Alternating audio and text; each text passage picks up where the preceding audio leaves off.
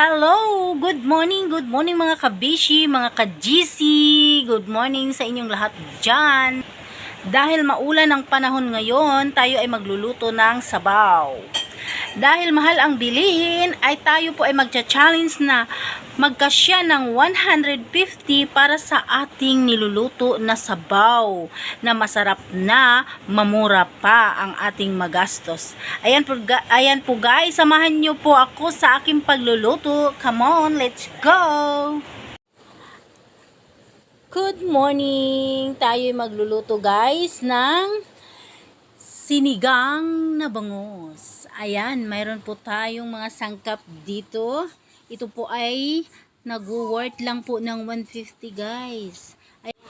At ang ating gagamitin ng pangpaasim ng ating sinigang ay sampalok. Ayan guys, meron po tayong pichay at talong, dalawang klase ng gulay, isda na bangus. Meron tayong at syempre meron tayong pichay. Ayan na po guys ang ating lulutuin ngayon. Unang-una ay maghiwa muna tayo at lilinisin ang ating mga sangkap.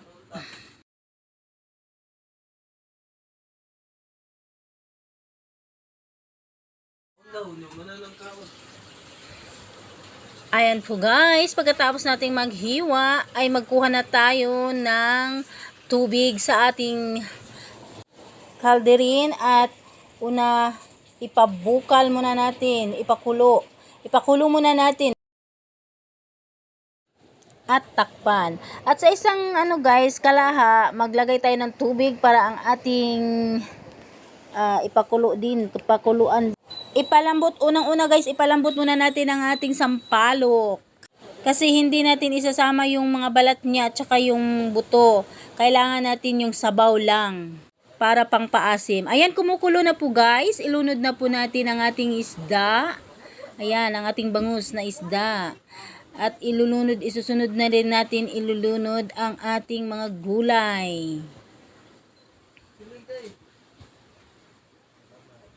Ayan, talong.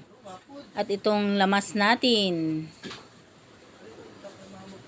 Ayan, iuna natin yung sa pichay. Huwag mo lang muna yung dahon, mamaya na yung dahon.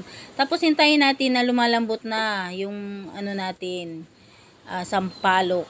Ayan, lumalambot na siya guys. So ating ipigsa natin para siya ay makuha natin yung asim ng ating sampalok. Hindi na tayo maglagay ng sampalok mix guys. Ito na ang ating gagamitin. Mas pa ito. Mas organic pa ito. Ayan, yung sabaw ang kailangan natin guys para ihalo natin sa ating sinigang na bangus. Ayan. Mas masarap kasi ito guys kaysa magamit tayo ng powder. Ayan, ihalo na natin.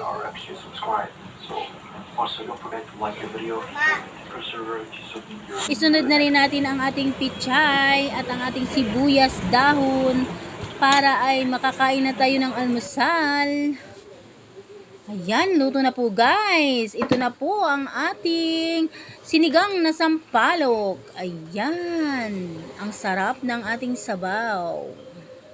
Ayan na po guys, tikman na po natin ang ating finished product.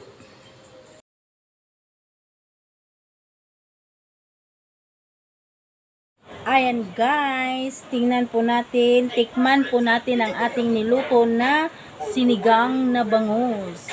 Ayan.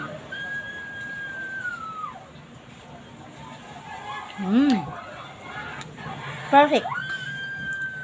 Masarap sa maulan na panahon. Thank you for watching.